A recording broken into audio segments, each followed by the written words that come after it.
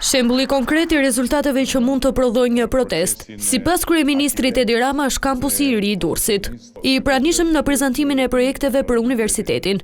Kreu i qeverisë riktheu protesta studentore të vitit 2018 dhe paktet e bëra mes qeverisë dhe të rinjve.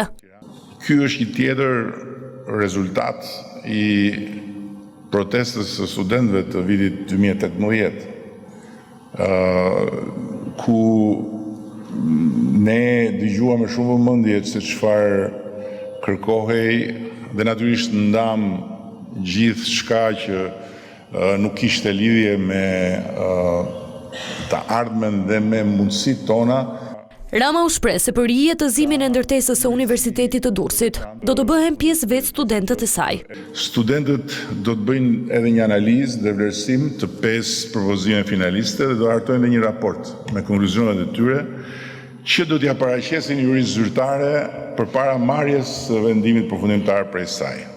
Ministri i Arsimit Mirela Kumbaro e vuri theksin tek prioritetet që do të sjellë ligji i ri për arsimin e lartë. Dhe dua të theksoj që në rishikim, ndërkohë që në ligjin e 2015-s nuk e mendonim një ndërthurje të tillë, në ligjin që po përgatisim do të ketë një kapitull të veçantë për ndërkombëtarizimin e botës universitare shqiptare. Për ndërtimin e kampusit të ri në Universitetin Aleksandër Mojsiu, janë në garë 5 studio ndërkombëtare.